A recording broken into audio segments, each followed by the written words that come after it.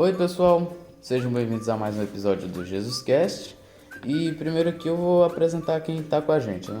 Estamos aqui com Guilherme Dória E aí pessoal, tudo bom com vocês? e Lulu Oliveira. Oi pessoal, tudo bem? E quem está falando aqui com vocês é Lucas Adriano. Bom pessoal, a gente está na primeira lição desse novo trimestre e o título diz assim, conhecendo a si mesmo. E o texto-chave dessa semana se encontra em 1 Samuel, capítulo 17, versículo 45. E diz assim: Você vem contra mim com espada, com lança e com escudo. Eu, porém, sou contra você em nome do Senhor dos Exércitos, o Deus dos Exércitos de Israel, a quem você afrontou. E nessa lição a gente vai falar mais ou menos sobre amadurecimento emocional e espiritual. E a história que a gente vai contar é uma parte da história de Davi, um pouquinho antes dele vencer o Golias, né? E como o Lucas falou, a gente vai falar sobre conhecendo a si mesmo, ou seja, o nosso emocional, né? A gente sabe que ser emocionalmente sadio e possuir uma espiritualidade autêntica, isso não é exclusivo, né? Eles não são mutuamente exclusivos. Pelo contrário, é impossível você ser espiritualmente maduro e emocionalmente imaturo, né? Isso foi dito por Peter Scazzero na revista de saúde emocional e espiritual. E geralmente a gente se depara com uma barreira no nosso crescimento, apesar dos anos que passamos repetindo os padrões de atividade, de educação e comportamento cristão.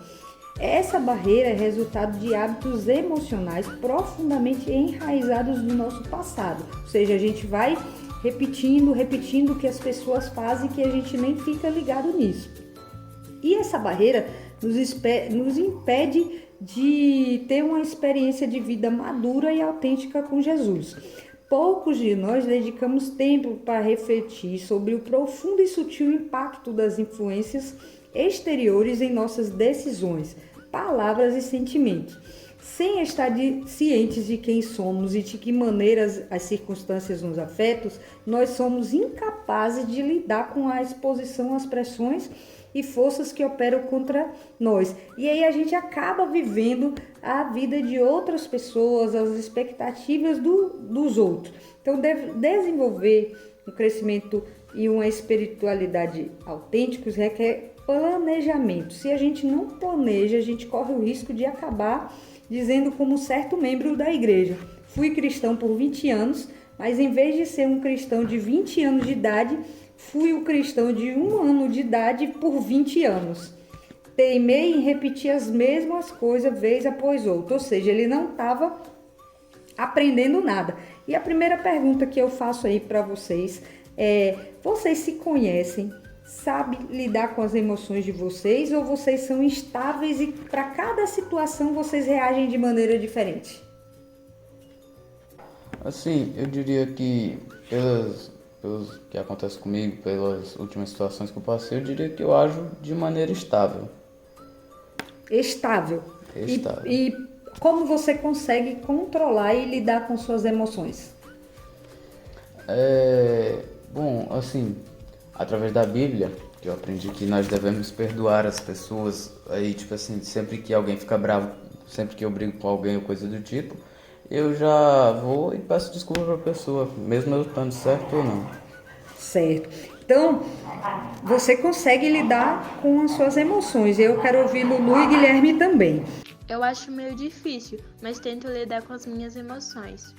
Eu diria que nessa questão aí de me conhecer, sabe, das minhas emoções e tal, eu acho que eu não me conheço muito bem não, nunca parei pra prestar atenção, tipo, como eu reajo em determinada situação e tal, nunca reparei isso, mas a única coisa que eu sei é que na maioria das vezes quando eu tô nervoso, se eu for dormir, ou se eu for jogar, ou se eu for deitar só, sabe, sem dormir, se eu for deitar e jogar, velho, aí eu fico de boa, só sei disso. E vou contar umas ilustrações para vocês aqui que fala da história de uma jovem mulher que chamava Matilde, que ela estava desesperada para ser aceita na alta sociedade. E o marido dela era um trabalhador comum. Eles foram convidados para participar de um grande baile. Sentindo que deveria causar boa impressão nas pessoas que estavam no baile, Matilde emprestou um lindo colar de uma amiga rica. Ela foi aceita pela nobreza do baile, mas aquela noite estava longe de ser bem-sucedida, pois Matilde perdeu o colar emprestado. Na situação de Matilde, o que você faria? Bom, eu, em primeiro lugar, eu acho que eu não pegaria o colar para tentar impressionar as outras pessoas. Eu iria lá do meu jeito mesmo. Exatamente, não precisaria nem do colar, eu faria a mesma coisa, né? Primeiro que se eu fosse convidada para um grande baile de uma nobre sociedade, né? Eu ia, já que me convidaram, eu ia do jeito que eu sou, eu ia me arrumar e tal, mas eu não ia pegar colar emprestado, nem nada emprestado para impressionar ninguém. Eu acho que independente da situação, a mulher, né, a amiga da Matilde, deveria saber. Então eu contaria a verdade, né, que eu perdi o colar. Na verdade, primeiramente eu tentaria achar. Se eu realmente não achasse, eu contaria para a mulher, falaria que eu, sabe, tentar dar um jeito de pagar. E aí provavelmente, na verdade, talvez ela iria dizer, né, que realmente, né, os diamantes ali eram falsos e tal. E aí nem ia precisar passar por esse perrengue todo aí que Matilde passou. Este entenderia que não deveria ter emprestado o colar apenas para ter causado uma boa impressão. Então eu me arrependeria e falaria com a moça que tinha emprestado para ver se ela ainda estava com o colar. Agora ouçam o resto da história. A Matilde, ela ficou envergonhada e ao invés de contar o que aconteceu a essa amiga, ela convenceu o marido a pedir emprestado 40 mil francos, isso é aproximadamente 70 mil reais, para repor esse colar. 10 anos se passaram, Matilde e o marido, eles trabalharam em 2 empregos para devolver o dinheiro emprestado. Eles acabaram vendendo tudo que tinha e acabaram por morar em um cortiço. Um dia, Matilde foi visitar essa amiga de quem tinha emprestado o colar. Matilde, ela estava tão envelhecida por causa dos muitos anos de trabalho árduo e privações que ela teve dificuldade, que a amiga dela teve dificuldade em reconhecê-la. Matilde confessou o que tinha acontecido à amiga na noite do baile e apenas então descobriu que o colar original não era feito de diamantes verdadeiros, mas de imitação. Então o colar valia menos de 500 francos, ou seja, aproximadamente 800 reais. Matilde e o marido tinham trabalhado arduamente e sofreram por tantos anos apenas porque ela quis manter as aparências. E agora eu pergunto para vocês aí, vocês já se sentiram assim em relação à sua vida espiritual? Tá tentando sempre manter uma aparência de que é um bom cristão? Eu diria que não, porque eu acho que muitas das vezes eu não vou mentir, atualmente eu parei de xingar bastante até. Só que eu já, isso já sendo cristão, já sendo batizado, tá, né, dedicando minha vida ao cristianismo e tal, eu já xinguei na frente de amigos, eu já fiz, certas atitudes que dá pra perceber que, não são muito certas e tal. Também fiz as minhas atitudes boas, eu diria que eu ajo naturalmente como um cristão e não preciso ficar, né, mantendo as aparências e tal, nada disso. Sim, quando não percebemos que devemos dedicar toda e completa espiritualidade a Deus, acabamos fazendo essas coisas apenas na intenção de agradar aos outros, assim nos afastando mais de Deus. Não, assim, eu, da minha parte pelo menos, eu nunca liguei pra isso de manter a aparência. Até porque se eu for cristão vai ser por eu ser mesmo e as minhas atitudes vão condizer com isso. Pronto. Então, agora a gente vai entrar na história que fala ali na parte de domingo, que é o meinho dessa questão do conhecer a nós mesmos, né? Que é a história de Davi, que está lá em Samuel, 1 Samuel 17, de 26 a 45. E o que é que diz ali? Davi, o pai dele pediu para ele ir para a linha de batalha, onde os irmãos dele estavam para lutar, junto com todos os outros, o pessoal lá contra os filisteus.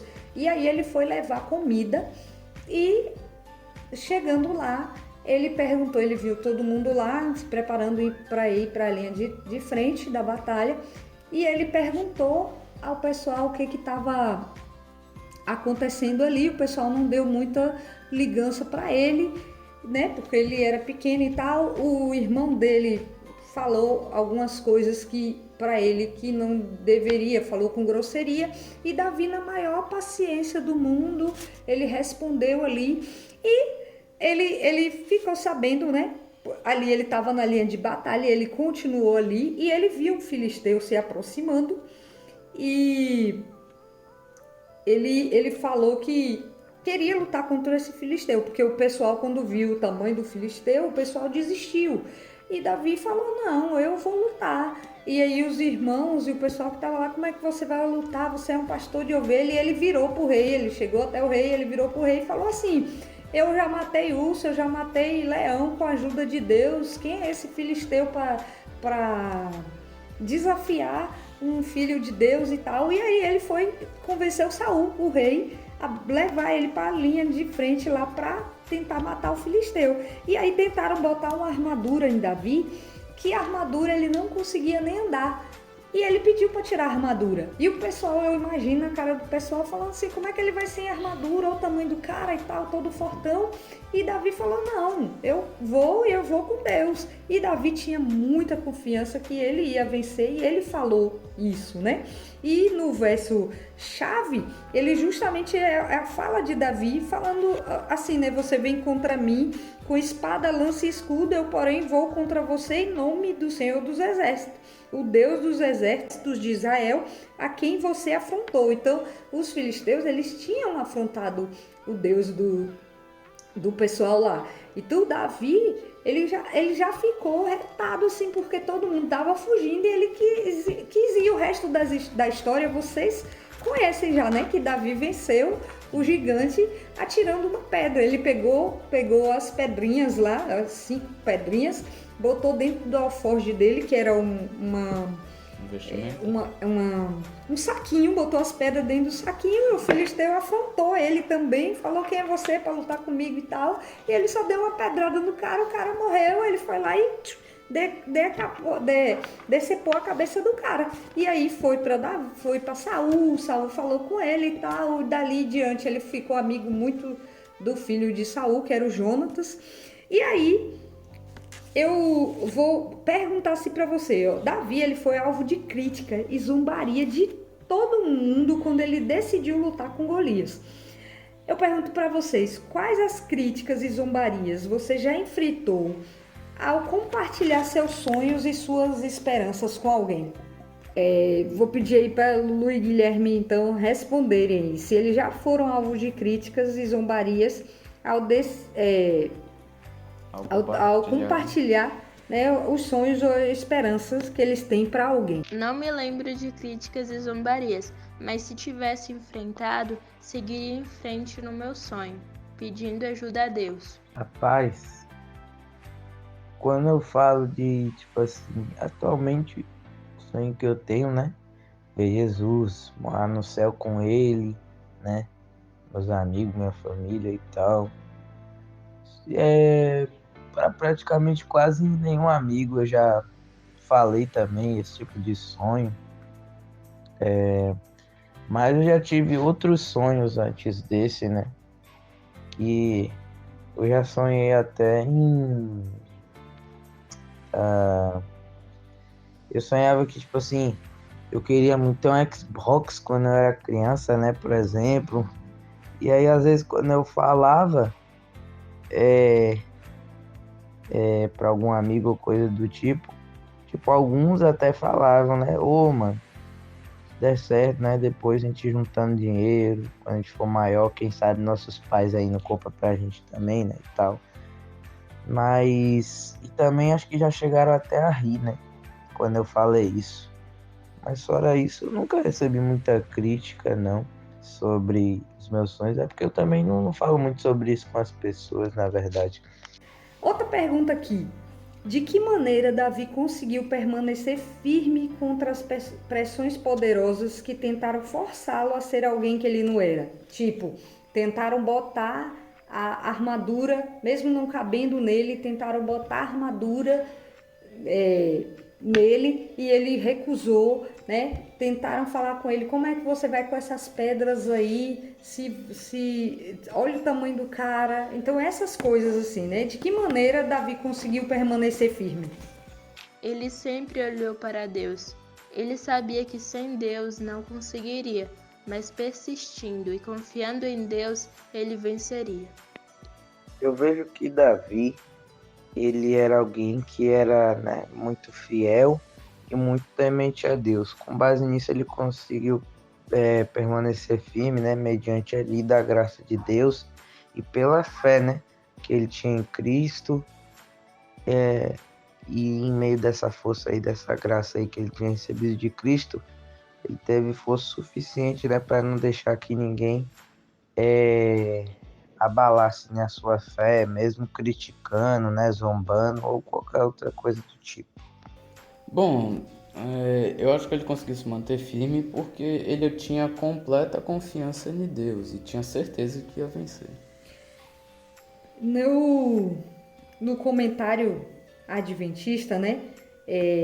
Lá em 1 Samuel 17:39 diz que Davi, ele falou educadamente, né? Não consigo andar com isso, pois não estou acostumado. Então, Davi, ele falou educadamente que ele não queria a armadura. E o comentário adventista explica que essa é uma evidência da sua fé na armadura que já havia testado antes, acreditando a Deus as suas vitórias sobre os animais selvagens.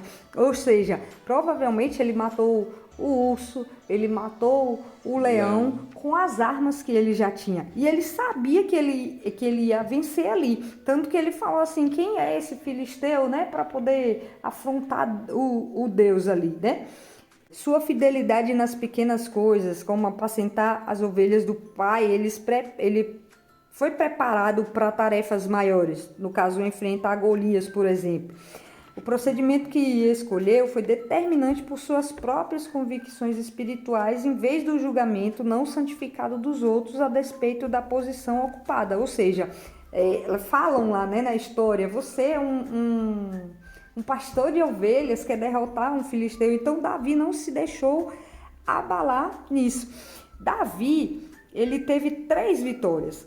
A primeira vitória aconteceu no momento que ele não se deixou abalar pelo insulto de Eliabe, seu irmão mais velho. Davi, ele se recusou a se envolver numa troca de agressões verbais e mostrou que estava no controle de suas emoções. Em vez de ele retrucar o insulto com outro comentário agressivo, Davi simplesmente perguntou: o que é que eu fiz agora?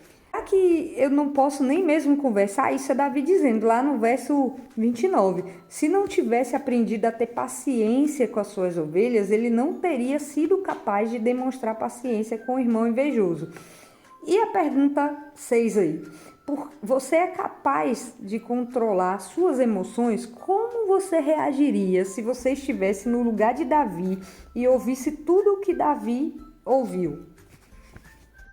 Eu acho que controlar as emoções depende. Controlar a raiva eu acho que eu consigo até. E controlar, talvez, tipo assim, quando eu tô triste, eu acho que eu consigo reverter a situação, né, pra ficar feliz ou parar de pensar na coisa, daquilo que, né, me deixou triste e tal. Mas, no geral, assim, eu não sei dizer muito bem se eu sei controlar realmente minhas emoções e tudo, não. Eu parei pra pensar nisso também. Mas, rapaz, se eu tivesse no lugar de Davi, eu não vou mentir que eu não ia gostar, né? Eu tô ali, no meu canto, de boa. Aí vem uns incircuncisos aí pra te perturbar, pra ficar te criticando. Tudo bem que é normal, né? Se pá, até já tem pessoas que me criticam e eu nem sei. Agora, se as pessoas me criticarem e eu também nem estiver sabendo, aí eu reagiria normal. Agora, se eu soubesse, eu acho que eu tentaria, dependendo da crítica da pessoa, se for algo relacionado à minha fé mesmo, por exemplo, eu acho que eu conversaria com a pessoa, né? Perguntaria por que daquilo. E se fosse uma crítica, né, que se ela tivesse dúvida em alguma coisa sobre alguma doutrina que eu sigo, algum princípio, sei lá, tentaria ajudá-la, né? Mostrar por que eu sigo aquilo, ou não sei. Tentaria ser paciente, assim como Davi, não brigar com o meu irmão e ser uma pessoa que, como ele, refletia Jesus em seu caráter. Bom, assim, eu sei que eu disse que eu tenho um comportamento mais estável, mas também tem um certo limite. Por exemplo, eu já não gosto muito de tumulto, que nem ele estaria ali, eu já teria me sentido muito perturbado por conta disso. E ainda ouvindo insulto, eu acho que eu retrucaria. Então você ali, ao contrário do que você falou, você não conseguiria controlar suas emoções. Não daquele jeito, Nesse não. caso, né? De Davi. Mas então, é justamente por isso, porque Davi, ele aprendeu a ter paciência com as ovelhas. Eu creio que as ovelhas devem fugir, querer fugir, e ele vai, né? Eu não sei a palavra que fala para juntar. Tem uma palavra que fala que quando você vai juntando as ovelhas assim, ele estava apacentando as ovelhas ali. Eu acho que ele ficava de um lado para o outro com toda a paciência do mundo para tentar juntar todas elas. Então, Davi, ele foi vitorioso nessa vez aí. A segunda foi conquistada quando ele permaneceu firme nas suas crenças, sem jamais cogitar a possibilidade de uma intervenção divina. Saul plantou semente de dúvida na mente de Davi e tentou vestir ele com sua própria armadura, mas novamente Davi conquistou a vitória sobre a dúvida, apegando ao seu propósito inspirado pelo céu. E a vitória final dele foi a derrota com Golias, o inimigo que até mesmo Saul, né, o rei que sobressaía em altura acima da cabeça dos seus compatriotas, temia. Foi uma vitória das forças espirituais contra as forças da matéria bruta. Então, o que aconteceu com Davi? Davi conseguiu ser fiel a quem ele era e mesmo assim permaneceu perto das pessoas importantes para ele. Foi capaz de fazer o que era certo sem ser controlado pela aprovação ou desaprovação dos outros. Agora eu quero que tudo que eu falei aqui, vocês pensem na sua vida agora. Há ocasiões em sua vida que você recua por medo ou age de maneira que não combina com você? E qual o tipo de pressão das pessoas ou força de circunstância que o influenciam a agir desse jeito? Em situações quando ainda não sou apta para fazer alguma coisa e todos esperam que eu faça bem. Aí eu penso que não consigo ou quero desistir. Mas mesmo assim eu oro a Deus e peço para que Ele me ajude a tentar e fazer. Eu acho que é mais, às vezes eu recuo por medo mesmo. Talvez. Eu acho que sim. Esses dias não, né? Já tem um tempinho mesmo. Que eu tava passando numa rua e eu tranquilo, do outro lado da rua e um cara lá do outro. Aí vi esse cara atravessando assim no meio do asfalto. Um cara assim, todo fechadão, sabe? Meio, como posso dizer? Assim, bom, não tá com uma aparência, né, muito agradável assim. Não que fosse mendigo, mas parecia malandro.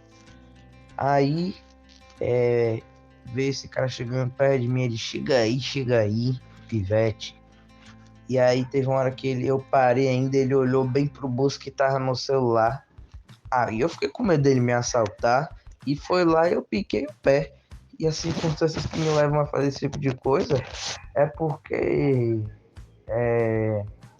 né? Tipo assim, tá muito perigoso. A gente não pode confiar facilmente em qualquer pessoa. E o local que eu tava tendo bem assalto há uns dias atrás. Então, Aí eu me piquei mesmo. Assim, nas situações do dia a dia, assim, eu diria que raramente eu recuo por medo. Eu mais faço o que eu tenho que fazer mesmo. Pronto. E vamos passar lá para os nossos versos de impacto. Qual desses versos aí, né? A gente vai ler aqui. Mateus 7,16 diz assim: pelos seus frutos vocês os conhecerão. Por acaso se colhem uvas de espinheiros ou figos de ervas daninhas? Já Tiago 2, de 14 a 16 diz assim: Meus irmãos, qual é o proveito? Se alguém disser que tem fé, mas não tiver obras, será que essa fé pode salvá-lo? Se um irmão ou irmã estiverem com falta de roupa e necessitando do alimento diário, e um de vocês lhe disser, vão em paz, tratem de se aquecer e de se alimentar bem, mas não lhes dão o necessário para o corpo, qual é o proveito disso? E tem o de Romanos 12, 1 e 2 que diz assim: portanto, irmãos, pelas misericórdias de Deus, peço que ofereçam o seu corpo como sacrifício vivo, santo e agradável a Deus. Esse é o culto racional de vocês. E não vivam conforme os padrões desse mundo, mas deixem que Deus os transforme pela renovação da mente, para que possam experimentar qual é a boa, agradável e perfeita vontade de Deus. Então, qual desses versos aí falou mais com vocês? Gostei de Tiago 2, 14 a 16, porque fala que devemos crer em Deus, mas ao mesmo tempo devemos fazer o que Ele nos pede para fazer. Não só crer, mas também fazer as obras que Ele nos pede. O que eu mais gostei ali foi o de Tiago, porque foi o que eu achei assim que é uma coisa assim que eu acho muito bacana ali que tá falando, porque muitas das vezes cristãos falam que nós somos salvos pela graça, né, que nós temos que ter fé para ser salvos e tal, e realmente, né, não deixam de estar errados, porém, muitos eliminam, né, as questões dos mandamentos e tudo, mas o próprio Jesus fala, né, se me amas, guardais os meus mandamentos, porque a gente realmente é salvo pela graça, mas a partir do momento que você quer se entregar para Deus, aí vem o amor, né, por Ele, e vem a vontade da gente de querer fazer a vontade de Deus. E aí que vem, né, seguir os mandamentos, seguir os princípios, né, que Ele nos ensina. E aqui tá mostrando bem claramente, né, que tipo assim, é como se a fé sem obras não fosse eficiente, né? Não é o suficiente. A gente não vai ser salvo pelas obras, mas sim pela fé. Mas a fé vem acompanhada com as obras também, de uma certa forma, né? Assim, eu gostei muito do verso de Mateus 7,16, porque dá para se traduzir para um ditado bem popular de hoje em dia, que é basicamente você colhe o que planta. As suas ações, elas vão refletir no como as pessoas te veem e vão dar para perceber quem você realmente é. Eu gosto desse que fala das misericórdias de Deus, né? Que peçam que ofereçam o seu corpo como sacrifício vivo, tal, santo e agradável, e não vivam conforme os padrões desse mundo, mas deixe que Deus os transforme pela renovação da mente, para que nós possamos experimentar a boa, agradável e perfeita vontade de Deus. Ou seja, você é cristão, você começa a estudar a Bíblia e você vai ser transformado ali. Não tem como você estudar a Bíblia, conhecer de Jesus, conhecer a Deus e você ser a mesma pessoa. Então, sua mente vai ser transformada ali e você realmente vai experimentar qual é a vontade de Deus, né? Então, Flash tem uma coisa muito interessante, que é a sessão de quinta-feira, que fala bem assim, né? É pela contemplação que somos transformados. Assim como as pessoas negligenciaram os mandamentos nos quais Deus revelou a perfeição e a santidade do seu caráter, e sua mente se ligou a ensinos e teorias humanas, um declínio do viver santo dentro da igreja foi a consequência.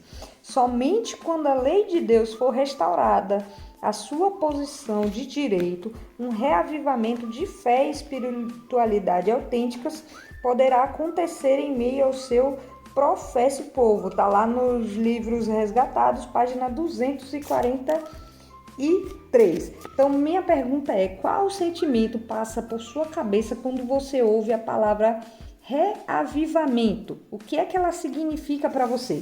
Ao meu ver, assim, reavivamento seria uma transformação de vida, uma transformação gigante, assim, na sua vida. Tipo, a pessoa mudar, né, completamente, tipo, caráter, né, adotar novos princípios da sua vida e tal. Reavivamento, para mim, eu diria que significa viver de novo, se recuperar, restauração. Restauração. Então, quando a gente ouve reavivamento e a gente volta nesse texto, está falando que as pessoas negligenciaram os mandamentos no qual Deus revelou a perfeição e a santidade do seu caráter, né? E a mente da gente se ligou a ensinos e teorias de quem? Dos homens. E a gente volta na questão do sábado, principalmente, né? Porque o homem deixou de guardar o sábado por influência de quem? De um poder, né? Da Igreja Católica, que se juntou lá a Constantino, né? E aí resolveu mudar o sábado por domingo, e mesmo os protestantes, eles seguem isso, né? Para você ver como que a gente né? Que a gente aprende e segue as teorias humanas e não o que Deus pediu na Bíblia, porque está lá na Bíblia. E aqui tem falando assim, que o 16º presidente dos Estados Unidos, que foi Abraham Lincoln, certa vez ele disse assim: você pode enganar algumas pessoas o tempo todo e todas as pessoas por algum tempo, mas você não pode enganar todas as pessoas o tempo todo. Podemos tentar esconder quem somos, conformando-nos aos padrões e comportamentos aceitos na sociedade hoje, que faz com que a gente pareça alguém que na verdade a gente não é. Só que mais cedo ou mais tarde, a verdade vai vir à tona, sempre vem à tona. Então a maneira como a gente vive, como a gente fala, como a gente trata os outros, geralmente causará maior impacto na percepção das pessoas a nosso respeito e de Cristo do que as nossas palavras. Isso é inevitável. Foi o que a gente disse ali, que foi o que Jesus falou, né? Que as pessoas serão reconhecidas pelos seus frutos, ou seja, pelas suas obras. A pergunta final aí, antes das considerações da lição, é: que avaliação você faria da sua vida nesse exato momento? Que tipo de frutos você está produzindo? Eu vou dar um exemplo disso aqui, né? Você vai para encontro de base, você vai para vigília teen, você tá sábado na escola sabatina, você vai para o Celebra, Impacto, lá ali você é o cristão, né? Você ajuda as pessoas, você distribui orações, abraços grátis e tal. E no seu dia a dia, de noite ali, você vai para o Instagram, faz aquelas dancinhas do TikTok, fica ouvindo uns funks e outras músicas com a letra que nem condizem com o que a gente acredita. E aí, possivelmente você tem em sua rede social pessoas que sabem que você é cristão. E essas pessoas chegam para o seu líder e falam assim: ué, ainda é da igreja? Ele faz tanta coisa na igreja e está fazendo isso na internet? Não entendi. E aí? Qual é a avaliação que você faz da sua vida? Qual é o fruto que você está produzindo? Porque o fruto que essa pessoa está produzindo não é bom. Ele não é atrativo, porque não adianta você ficar fazendo as coisas da igreja, mostrando para todo mundo que você está fazendo as coisas da igreja, e ir para o Instagram, que é onde publicamos as coisas da igreja, e ficar fazendo outras coisas, sendo que as pessoas estão vendo. Você engana algumas pessoas, mas você não pode enganar todo mundo ao mesmo tempo, que alguém vai lhe ver ali. Estou cada vez tentando fazer bons frutos. Eu diria que até bem, mas poderia estar melhor. Porque eu tenho dedicado tempo para assistir coisas. E às vezes o problema não é nem assistir, mas né, o conteúdo que estamos assistindo. E justamente não é tipo assim, um conteúdo que Não que fosse me influenciar para fazer coisas ruins ou coisas do tipo, porque eu já não. Eu acho que eu diria que eu tenho controle sobre esse tipo de coisa e não me deixaria levar pelo que eu estou assistindo. Porém, percebi que eu estava dedicando muito tempo, né, a assistir esses negócios. E às vezes é normal a gente ter, né, o nosso tempo de lazer, de fazer as coisas que nós gostamos, porém gastar tempo em excesso com essas coisas enquanto você poderia estar dedicando muito mais esse tempo para fazer obras de Cristo, aí já torna-se uma coisa, né, tanto um pouco complicada.